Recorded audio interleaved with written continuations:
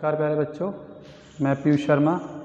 आज मैं आपको कक्षा 6 एनसीईआरटी विज्ञान का पार्ट 4 जिसका नाम है ऊर्जा, इसके बारे में आपको बताऊंगा।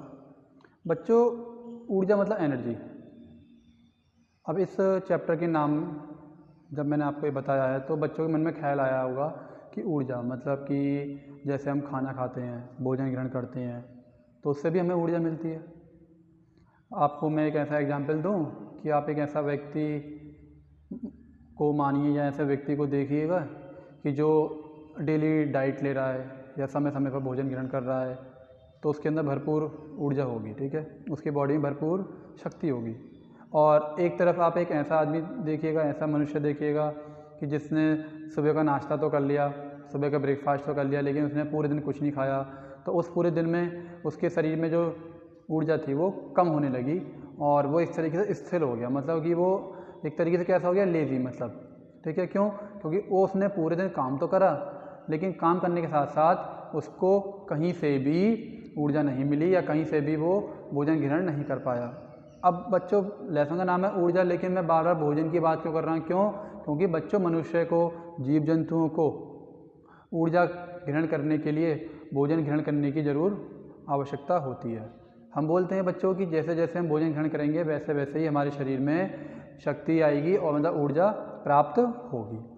अब एक दूसरा एग्जांपल मैं आपको दूं कि जैसे हमारे वाहन हैं, मोटरसाइकिल, ट्रक, कार, ठीक है, ये चलते हैं, ये भी किससे चलते हैं? ऊर्जा से चलते हैं, लेकिन वो ऊर्जा अलग प्रकार की होती है। उनके लिए हमें किसकी ज़रूरत पड़ती है बच्चों? जैसे मनुष्य को भोजन की ज़रूरत पड़ती है, ऐसे ही हमें मोटर, कार, ट्रैक्टर, इन सबको चलाने के लिए, इनसे कार्य कराने के लिए मशीनों से हमें ईंधन की ज़रूरत पड़ती है। ईंधन का मतलब क्या? कि जिनको जलाने पर हमें ऊर्जा प्राप्त हो, जैसे पेट्रोल, डीजल, मिट्टी का तेल, सीएनजी और एलपीजी। करेक्ट। अब हम बात करते हैं दैनिक जीवन की। बच्चों, आपने देखा होगा कि जिस तरीके से एक गुलेल आती है, गुलेल, ठीक है, उसकी जब हम रबड़ खींचते हैं, कमानी खींचते हैं, तो कमानी खींचने के बाद उसमें जो पत्थर का टुकड़ा होता है उसको खींचने के बाद जब हम छोड़ देते हैं तो वो पत्थर का टुकड़ा बहुत दूर जाके गिरता है, ठीक है। और नंबर 2, अगर मैं आपको बोलूँ कि आप एक स्प्रिंग लीजिएगा, उसको पकड़ के खींचिएगा, खींचने के बाद फिर क्या होगा? वापस अपनी स्थिति में आ जाएगा। मतलब ये भी बहुत सारे जो मैंने आपको एग्जाम्पल दिए, ये भी कई प्रकार की ऊर्जा के प्रकार हैं, ठीक है। अब हम बात करते हैं कि ऊर्जा का किताबी ज्ञान के अनुसार या किताबी परिभाषा के अनुसार हम किस प्रकार से बोलेंगे। हम इसको ये बोलेंगे बच्चों कि कहीं भी आप, अभी जो मैंने आपको बताया कि हर जगह कहीं ना कहीं कार्य की बात आ रही है। मनुष्य भोजन ग्रहण करता है, कार्य करता है, ठीक है। अगर मनुष्य को कार्य करना है तो भोजन की आवश्यकता है। क्यों भोजन की आवश्यकता क्यों है? क्योंकि उसे भोजन से ही ऊर्जा प्राप्त होती है।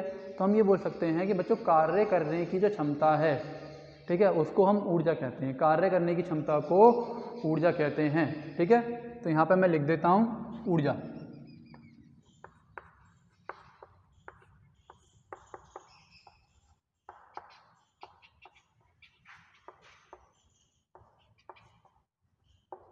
कार्य करने की क्षमता, ठीक है बच्चों, ये जो शब्द है कार्य करने की क्षमता को ऊर्जा कहते हैं, ठीक। अब बात आती है बच्चों, इसमें कुछ मात्रक भी आते हैं, ठीक है। तो इसका जो मात्रक है वो है बच्चों जूल। वो क्या है? एसआई मात्रक। हम लिख सकते हैं मात्रक। इसका बच्चों जो एसआई मात्रक है वो है जूल, ठीक है। कि मतलब हम इसको मापेंगे किस में, ठीक है। इसका एसआई मात्रक बच्चों जूल है। अब हमने ये तो पता लगा लिया कि ऊर्जा क्या है, ऊर्जा को हम किस प्रकार से बोल सकते हैं, किस प्रकार से हम बता सकते हैं कि ये ऊर्जा है, ठीक है। अब बात आती है ऊर्जा की आवश्यकता कि हमें ऊर्जा की आवश्यकता क्यों है। ऊर्जा की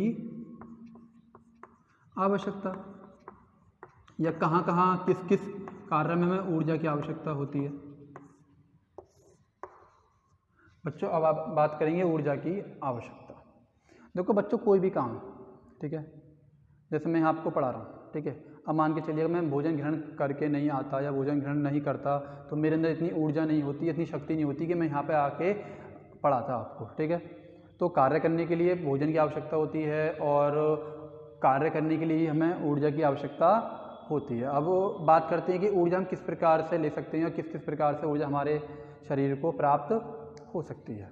ठीक है, अब मैं अगर आपको बोलूँ कि जो भी मैं आपको यहाँ बता रहा हूँ, ठीक है, मैं कोई कार्य ही कर रहा हूँ तो कार्य करने के साथ साथ अगर जो मैंने सुबह को जो ब्रेकफास्ट करके आया हूँ वो भी हल्के हल्के वो कार्य करने के साथ साथ मेरे शरीर में जो ऊर्जा है वो खर्च होती रहेगी। इसलिए मुझे और अपने शरीर के अंदर ऊर्जा को बनाए रखने के लिए टाइम टू टाइम कुछ ना कुछ भोजन ग्रहण करना पड़ेगा जो कि मेरी बॉडी में ऊर्जा को बनाए रखेगा। और मेरी बॉडी में ऊर्जा ही नहीं होगी तो मैं कार्य कैसे करूँगा। ठीक है, अब मैं आपको बोलूँ, एक एग्जाम्पल देता हूँ। ठीक है, एथलीट का नाम सुना है, या एक जो रेस लगाते हैं या फिर धावक जो दौड़ते हैं, ठीक है, वो क्या करते हैं, वो बच्चों कार्य ज़्यादा करते हैं, वो मेहनत करते हैं। वो क्या करते हैं, वो अपनी बॉडी को एक तरीके से संपूर्ण भोजन की प्राप्ति के लिए क्या करते हैं, बच्चों को प्रोटीन शेक्स या फ्रूट का सेवन करते हैं या जूस का सेवन करते हैं। क्यों? क्योंकि वो जब वो कार्य ज़्यादा करते हैं तो उन्हें ज़्यादा ऊर्जा की ज़रूरत है। ठीक है, या फिर मैं ऐसा बोलूँ कि एक जो जानवर हैं जिससे हम बैलगाड़ी चलवाते हैं या बोझा ढोते हैं, खच्चर होते हैं, तो इनके लिए भी हमें क्या चाहिए, इनके लिए भोजन की आवश्यकता होती है, चारा की, चरे की, जो भी इनके खाद्य पदार्थ हैं। ठीक है, तो कहीं ना कहीं बात वही आ रही है कि जब हम कार्य करते रहेंगे हमारी ऊर्जा का व्यय होता रहेगा और वो उस ऊर्जा की पूर्ति हम किससे करेंगे, भोजन ग्रहण करके करेंगे। तो कुछ भी कार्य, चाहे कोई भी कार्य है हमारे दैनिक जीवन में, बिना ऊर्जा के नहीं हो पाएगा। अब मैं आपको बोलूं कि जैसे मान के चलिए, घर में आए, रूम में आए, कमरे में आने के बाद हमने क्या करा, स्विच ऑन करा। ठीक है, पंखा आपका स्टार्ट हो गया, फैन। ठीक है, अब आप थोड़ा सा ये सोचिएगा वो फ़ैन कैसे स्टार्ट हुआ, क्योंकि बच्चों वहाँ पे कौन सी ऊर्जा लग रही है, बच्चों विद्युत ऊर्जा लग रही है। और विद्युत ऊर्जा क्या कर रही है, वो उस फैन को चला रही है, मतलब तो वहाँ पे भी कार्य हुआ।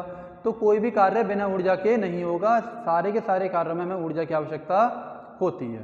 तो ये हमारा टॉपिक जो ये भी क्लियर हो गया।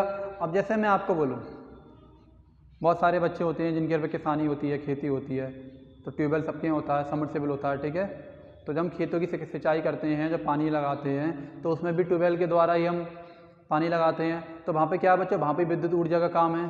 ठीक है, या फिर एक छोटा सा बच्चा जिसकी गुड्डे की गाड़ी होती है, तो उसमें क्या करता है, वो चाबी होती है, तो चाबी को घुमाता है, घुमाने के बाद क्या होता है, वो स्प्रिंग जो होता है वो ऐंठने लगता है, और उस स्प्रिंग में ऐंठने के बाद कौन सी ऊर्जा बनती रहती है बच्चों, यांत्रिक ऊर्जा। इनके बारे में भी आपको डीपली और बताऊँगा जब ऊर्जा के प्रकार आएंगे। तो कहीं ना कहीं फिर से मैं बोलूँगा कि कार्य करने के लिए ऊर्जा की आवश्यकता तो हमें ज़रूर पड़ेगी। अब हम बात करते हैं ऊर्जा के प्रकार।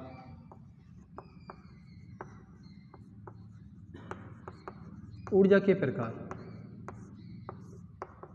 तो सबसे पहले बच्चों ये ऊर्जा के प्रकार जो है, टाइप ऑफ एनर्जी, इसमें मैं आपको सबसे पहले बताऊंगा यांत्रिक ऊर्जा के बारे में। सबसे पहले बताऊंगा बच्चों मैं आपको इसमें यांत्रिक ऊर्जा के बारे में।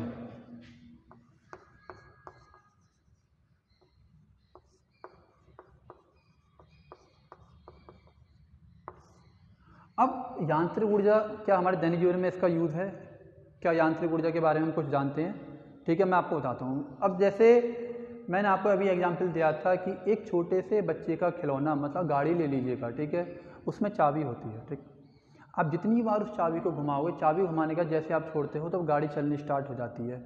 आपने उसमें देखा होगा उसके अंदर जो मेन पार्ट्स होता है मशीन के अंदर, या जो गाड़ी है बच्चे की, ठीक है, उसमें स्प्रिंग ऐंठता है, स्प्रिंग का ऐंठन होता है। तो जब स्प्रिंग का ऐंठन चाबी के द्वारा होता है तो वो जो स्प्रिंग है जितना ऐंठता जाएगा उसके अंदर उतनी ही यांत्रिक ऊर्जा स्टोर होती जाएगी, और जैसे ही हम चाबी को छोड़ देंगे तो हल्के हल्के गाड़ी चलती रहेगी। तो कहने मतलब क्या, ये जो यांत्रिक ऊर्जा है इससे भी कार्य हुआ। क्या कार्य हुआ, वो जो खिलौना था बच्चे का वो उसने गति प्राप्त कर ली और वो एक तरीके से गतिमान हो गया। ठीक है, ये तो होता है हमारा यांत्रिक ऊर्जा। अब मैं आपको और दूसरा एग्जाम्पल दूं कि जैसे जैसे वो स्प्रिंग ऐंठ रहा था वैसे वैसे यांत्रिक ऊर्जा उसमें स्टोर हो रही थी। स्टोर होने के बाद जैसे मैंने स्प्रिंग चाबी छोड़ी, चाबी को छोड़ने के बाद वो आगे जो खिलौना था बच्चे का, जो कार थी, वो आगे बढ़ने लगी। ठीक है, ये तो हो गया हमारा यांत्रिक ऊर्जा। ठीक है, और जैसे जल, बहता हुआ जल बच्चों आपने देखा होगा, बहते हुए जल में भी बच्चों यांत्रिक ऊर्जा होती है। ठीक है, और जब बहते हुए जल से बेटा कार्य क्या होता है, बिजली बनती है। सिंपल सी चीज़ है। जहाँ जिस जगह मैं यहाँ खड़े होकर वीडियो बना रहा हूँ वहाँ से 70 किलोमीटर दूर बच्चों एक जगह है नरोरा, जिसको कलकत्ते के नाम से भी जानते हैं। वहाँ परमाणु केंद्र में बिजली बनती है, और बिजली किससे बनती है, वहाँ पानी से ही बिजली बनती है, वहाँ बहते हुए जल से ही बिजली बनती है। ठीक है, जब वो पानी टरबाइन पे गिराया जाता है। तो बच्चों यांत्रिक ऊर्जा किस किस में मैंने आपको बताई, एक तो छोटे बच्चे की गाड़ी में जब स्प्रिंग को ऐंठते हैं चाबी के द्वारा, उसमें यांत्रिक ऊर्जा होती है। और दूसरी चीज़ मैंने आपको क्या बताई थी, बहते हुए जल में यांत्रिक ऊर्जा होती है। और तीसरी चीज़ धनुष और वो तीर जो होता है उसकी जब मैं कमानी खींचता हूँ, कमानी खींचने के बाद जब मैं तीर को छोड़ूंगा तो उसके अंदर भी यांत्रिक ऊर्जा होती है। अब मैं बात करूँगा अपने दूसरे प्रकार की। दूसरा प्रकार है हमारा बच्चों रासायनिक ऊर्जा।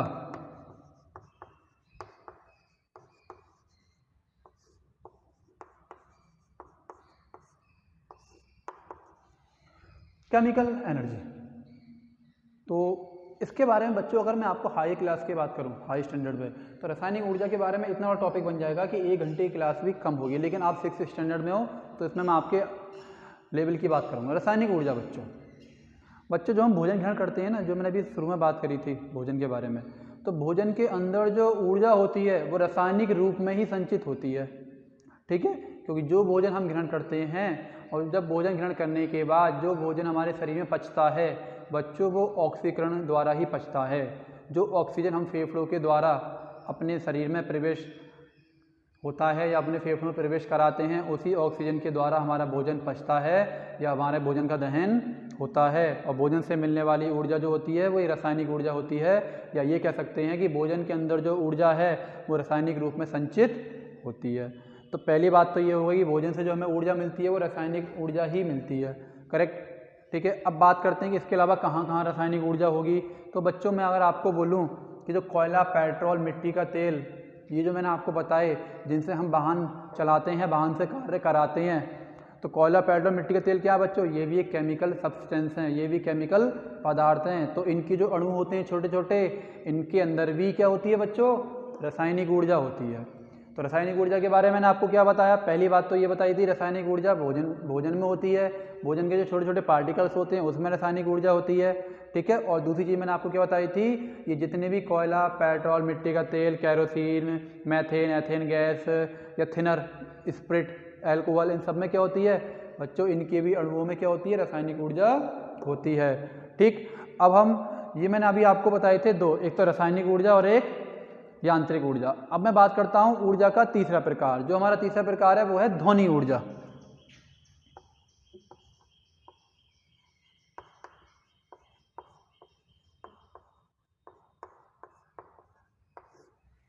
बच्चों ध्वनि ऊर्जा, अब मैं ये वीडियो बना रहा हूँ, साउंड एनर्जी। अगर मैं आपको बोलूँ बच्चों कि हमारे कान का जो पर्दा है, मेरे बोलने के कारण जो मेरे मुंह से जो वेव्स निकल रही हैं, तरंगें निकल रही हैं, अगर वो कान का पर्दा इन तरंगों के कारण अगर कंपन नहीं करता तो क्या आपको आवाज़ आती? नहीं आती। क्यों? क्योंकि पहली बात तो हमारे शरीर में बच्चों सेंस ऑर्गन होते हैं, 5 सेंस ऑर्गन होते हैं, जिसमें एक नंबर पे कौन आता है बच्चों, कान, नाक, आँख, जीभ, त्वचा, ये 5 सेंस ऑर्गन होते हैं जिनको बोलते हैं ज्ञानेंद्रियाँ। तो इसमें से हम बात करेंगे कान की। क्यों? क्योंकि हम बात कर रहे हैं बच्चों ध्वनि ऊर्जा की, साउंड एनर्जी की। जैसे मैं आपको बोलूँ चपरासी ने बैल बजाई, ठीक है, तो जो बैल बजाई, जो उसने एक लोहे की स्टिक से एक लोहे के बड़े से पैनल को या एक सर्किल किसी वस्तु को जब उसने टन टन टन करा, तो उसकी आवाज़ क्लास में बैठे बच्चों के कानों के पर्दों को कंपन करा। कंपन करने के बाद वो ध्वनि ऊर्जा ने कार्य करा। क्या कार्य करा कि हमको आवाज़ आई कि चपरासी ने बैल बजा दी या पियोन ने बैल बजा दी। और कार्य क्या हुआ? कार्य ये हुआ कि हमें आवाज़ आई, और आवाज़ आने के बाद हमें ये इंडिकेशन हो गया कि पहला पीरियड लगाया या दूसरा पीरियड लगाया। ठीक है, अब ध्वनि ऊर्जा में मैं आपको एक चीज़ और बताऊं।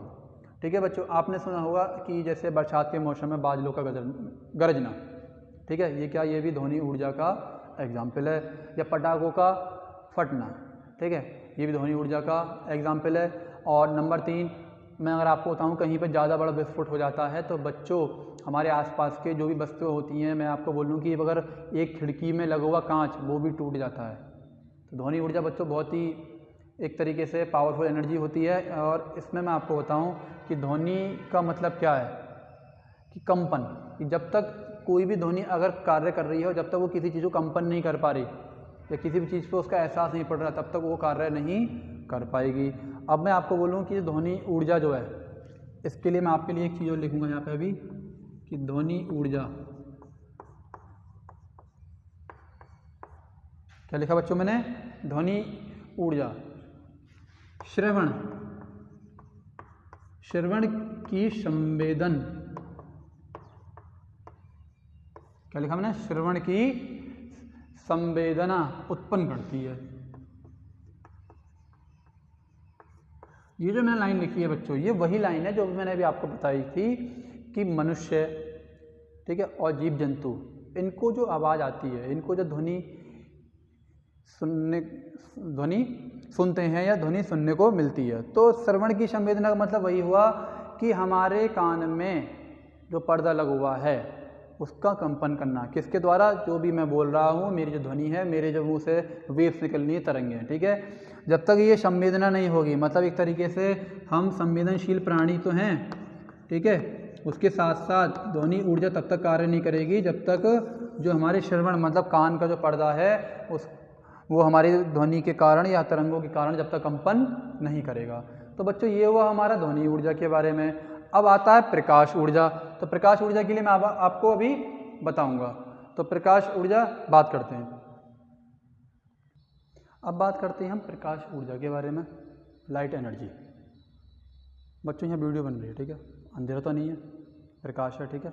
तो हमारी आंखों के द्वारा वस्तुओं को देखना भी एक प्रकाश ऊर्जा का उदाहरण है, बिल्कुल। अब मैं आपसे पूछूं बच्चों, हमें वस्तुएं किस प्रकार से दिखाई देती हैं, कैसे दिखाई देती हैं, क्या कारण है? तो मैं आपको बता देता हूँ। इसमें एक बात और हमेशा ध्यान रखना, प्रकाश ऊर्जा का सबसे बड़ा स्रोत कौन है? सूर्य। सूर्य से आने वाली प्रकाश की किरणें जब किसी वस्तु पर पड़ती हैं और वस्तु पर पड़ने के बाद वो हमारे, जब हम किसी भी चीज़ को देखते हैं तो हमारे लेंस पे पड़ती है, मतलब आँख पे पड़ती हैं वो किरणें। आँख पे किरणें पड़ने के बाद फिर वो रिफ्लेक्शन होता है, मतलब परावर्तन होता है उसका, रिफ्लेक्ट। उसके बाद हमें कोई वस्तु दिखाई देती है। तो बच्चों इतनी क्रिया होने के बाद या इस प्रक्रिया के बाद हमें वस्तुएं दिखाई देती हैं। अब प्रकाश ऊर्जा, प्रकाश ऊर्जा में बच्चों मैं आपको बोलूँगी, अगर आप किसी कमरे में जाते हैं और उस कमरे में अंधेरा है तो क्या आपको कोई वस्तु दिखाई देगी? नहीं दिखाई देगी। क्यों? क्योंकि अभी मैंने आपको बोला कि हमें किसी भी चीज़ को देखने के लिए हमें प्रकाश की आवश्यकता है, या किसी भी वस्तु को देखने के लिए जब तक हमारी आंखों पर प्रकाश नहीं पड़ेगा या उस प्रकाश की किरणें हमारी आंखों पर नहीं पड़ेंगी तब तक हमें वो वस्तु दिखाई नहीं देगी। और जब हम उसी कमरे में जाने के बाद जिसमें अंधेरा था उसमें हम लाइट ऑन करें या बल्ब जलाएं तो हुबहू हमें एकदम से वो सारी वस्तुएं जो कमरे के अंदर हैं वो दिखाई देने लगेंगी। क्यों? क्योंकि बच्चों बल्ब या CFL से निकले प्रकाश की किरणें जब हमारे किसी वस्तु पर पड़ती हैं और जब हम उस वस्तु को देख रहे हैं या प्रकाश की किरणें हमारी आँख पर पड़ेंगी तो रिफ्लेक्शन होने के बाद या परावर्तित होने के बाद कमरे में रखी सारी वस्तुएं हमें दिखाई देने लगेंगी, या फिर हम ये कह सकते हैं कि हमें अपनी आँख से दिखना स्टार्ट हो जाएगा। तो ये होती है प्रकाश की बात। अब मैं बात करता हूँ कि हमारा जो नेत्र है, ठीक है, हमारा नेत्र एक यंत्र की भांति कार्य करता है, एक सिस्टमेटिक या एक मशीन की तरह कार्य करता है, जो देखने की संवेदना होती है उसके अंदर। क्या होती है? देखने की संवेदना होती है। इसको मैं लिख भी सकता हूँ कि नेत्र के अंदर, नेत्र का मतलब बच्चों आँख, कि जो हमारी नेत्र है इसके अंदर देखने की संवेदना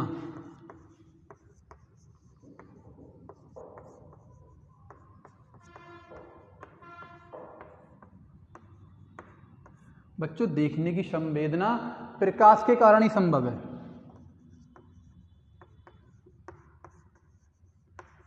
प्रकाश के कारण ही संभव है।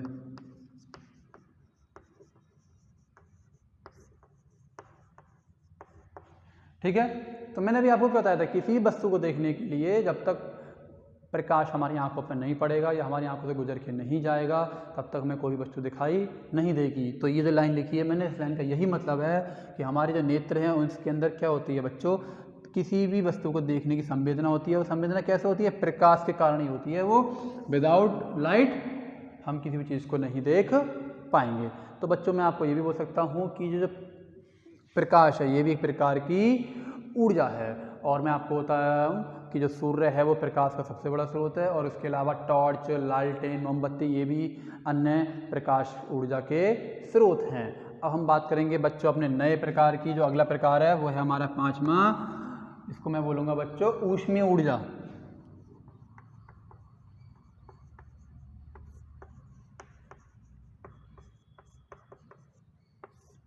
अब बच्चों हम बात करेंगे ऊष्मीय ऊर्जा की।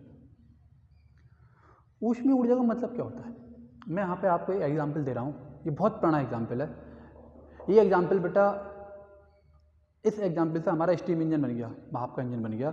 बच्चों जेम्स वाट थे, ठीक है। तो जेम्स वाट के दैनिक जीवन की एक कहानी है, मैं आपको 1 मिनट में बता रहा हूँ कि उन्होंने क्या करा था। एक केतली थी बच्चों, से पानी गर्म हो रहा था और वो उस पानी को देख रहे थे। जब वो पानी गर्म हो रहा था, पानी गर्म होने के बाद जब पानी गर्म हो रहा था तो उसके पानी का जो ढक्कन था, मतलब जो भगोना या कोई बर्तन था, उसमें जो पानी गर्म हो रहा था उस पर एक प्लेट रखी थी। तो जैसे जैसे तापमान बढ़ता गया, जैसे जैसे हमने उसको गर्म करते गए, तो क्या हुआ, वो जो प्लेट थी और जो उसके अंदर द्रव्य पदार्थ था, मैं क्या बता देता हूँ यहाँ पे आपको, जल मान लो, जो उसमें जल भरा हुआ था, जैसे वो गर्म होना शुरू हुआ, गर्म होने के बाद जो जल था वो गैसीय अवस्था में परिवर्तित हुआ, मतलब वो भाप में परिवर्तित होने लगा, भाप में कन्वर्ट होने लगा।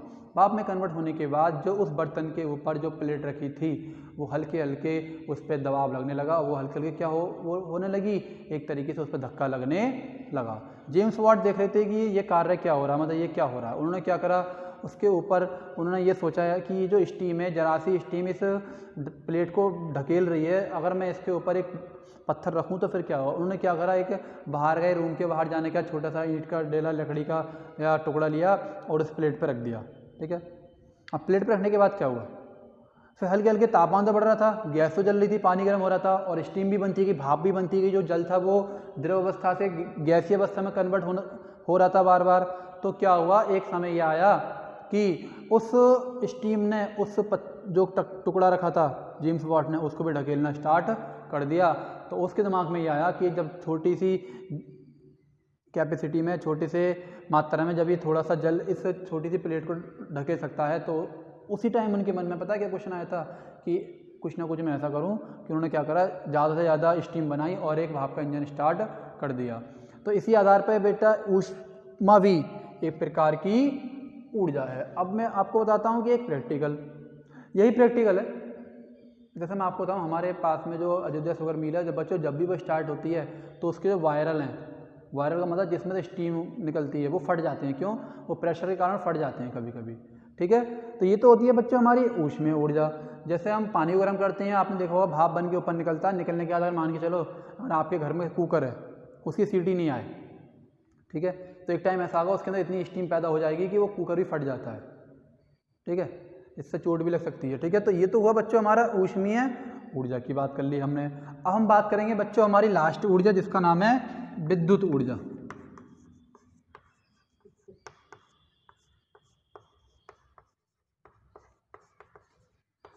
बच्चों इसको हम इंग्लिश में बोलते हैं इलेक्ट्रिक एनर्जी।